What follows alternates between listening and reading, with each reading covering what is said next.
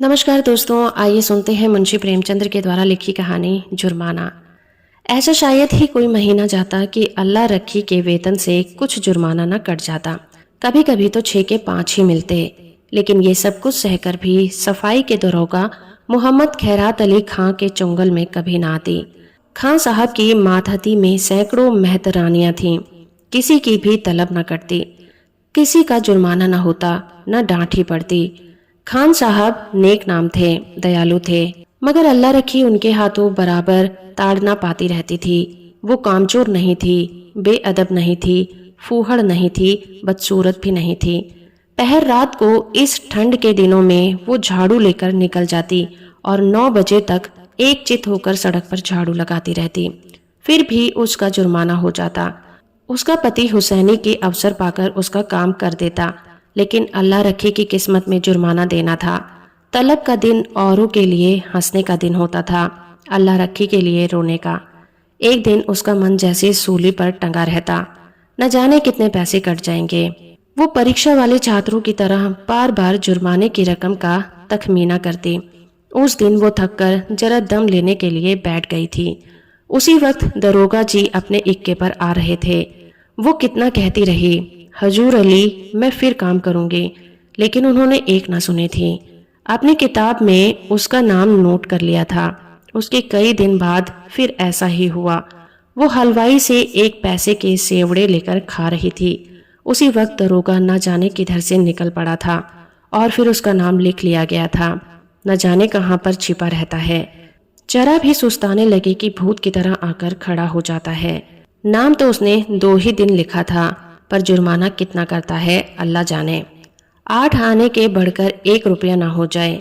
वह सिर झुकाए वेतन लेने जाती और तखमीने से कुछ ज्यादा ही कटा हुआ पाती।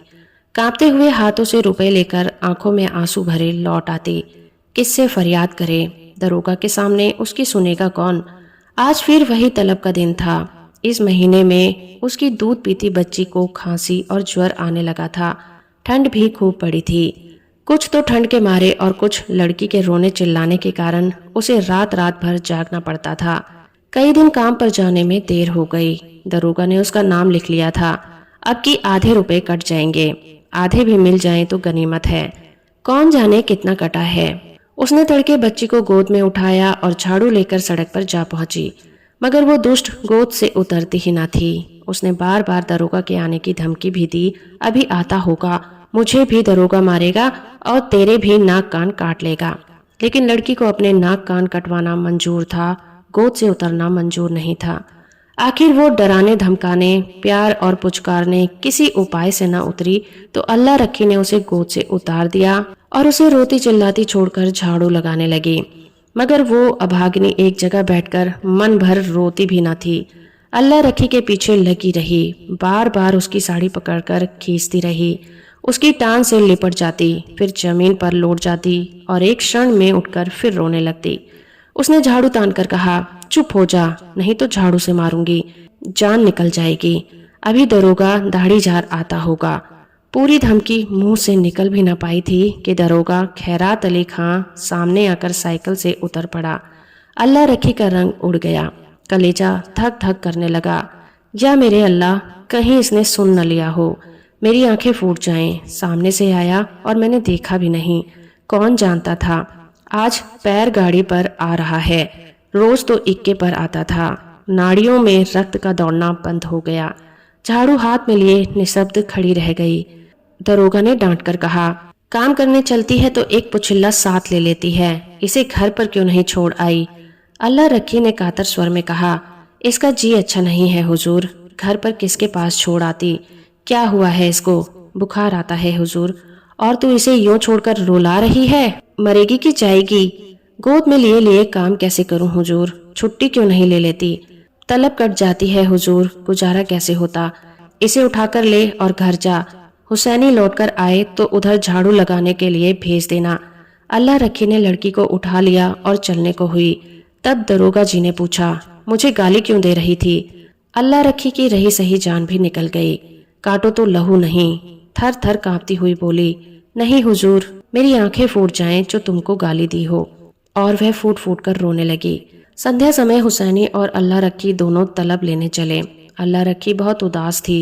हुसैनी ने सांत्वना दी, तू इतनी उदास क्यों है? तलब ही न कटेगी, काटने दे। अब की से तेरी जान की कसम खाता हूँ, एक घूंट दारू या ताड़ी नहीं पीऊंगा। मैं डरती हूँ, बर्खास्त न कर दे, मेरी जीभ जल जाए। कहाँ से कहाँ? बर्खास्त कर देगा, कर दे, उसका अल्लाह भला करे। कहाँ तक रोएं? तुम मुझे नाहक लिए चलते हो, सब की सब हंसेंगी। बर्खास्त करेगा तो पूछूंगा नहीं किस इल्जाम में बर्खास्त करते हो? गाली देते किसने सुना? कोई अंधेर है जिसे चाहे बर्खास्त कर दे? और कहीं सुनवाई न हुई तो पंचों से फरियाद करूंगा, चौधरी के दरवाजे पर सर पटक दूंगा। ऐसी ही एकता होती तो दरोगा इतना जरिमाना करने पाता? जितना बड़ा रोग होता है उतनी दवा होती है पगली। फिर भी अल्लाह रखी का मन शांत न हुआ। मुख पर विषाद का धुआं सा छाया हुआ था। दरोगा क्यों गाली सुनकर भी बिगड़ा नहीं? उसी वक्त उसे क्यों नहीं बर्खास्त कर दिया? ये उसकी समझ में नहीं आता था। वो कुछ दयालु भी मालूम होता था। उसका रहस्य वे ना समझ पाती थी। और जो चीज हमारी समझ में नहीं आती उसी से हम डरते हैं। केवल जुर्माना करना होता तो उसने किताब पर उसका नाम लिखा होता। उसको निकाल बाहर करने का निश्चय कर चुका है, तभी दयालु हो गया था। उसने सुना था जिन्हें फांसी दी जाती है उन्हें अंत समय खूब पूरी मिठाई खिलाई जाती है। जिससे मिलना चाहे उसे मिलने दिया जाता है। निश्चय बर्खास्त करेगा। म्युनिसिपालिटी का दफ्तर आ गया। हजारों मेहतरानियां जमा थी। रंग बिरंग के कपड़े पहने, बनाव श्रृंगार किए, पान सिगरेट वाले भी आ गए थे, खोचे वाले भी। पठानों का एक दल भी अपने असामियों से रुपए वसूल करने आ पहुंचा था। वो दोनों भी जाकर खड़े हो गए। वेतन बंटने लगा। पहले मेहतरानियों का नंबर था। जिसका नाम पुकारा जाता वो लपक कर जाती और अपने रुपए लेकर दरोगा जी को मुफ्त की दुआएं देती और चली जाती। चंपा के बाद अल्लाह रखी का नाम बराबर पुकारा जाता था। आज अल्लाह रखी का नाम उड़ गया था। चंपा के बाद जरूहन का नाम पुकारा गया जो अल्लाह रखी के नीचे था। अल्लाह रखी ने हताश आंखों से हुसैनी को देखा। मेहतरानियां उसे देख देख कर कानाफूसी करने लगी। उसके जी में आया घर चली जाए। ये उपहास नहीं सहा जाता। जमीन फट जाती कि उसमें समा जाती।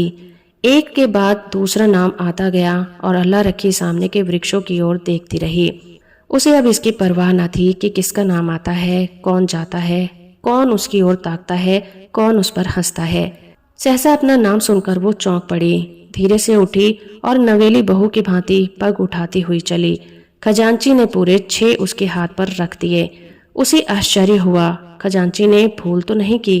इन 3 वर्षों में पूरा वेतन तो कभी नहीं मिला और अब की तो आधा भी मिले तो बहुत था। वो 1 सेकंड वहां खड़ी रही कि शायद खजांची उससे रुपया वापस मांगे।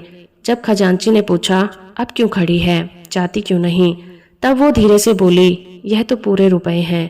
खजांची ने चकित होकर उसकी ओर देखा। तो और क्या चाहती है, कम मिले? कुछ जुर्माना नहीं है?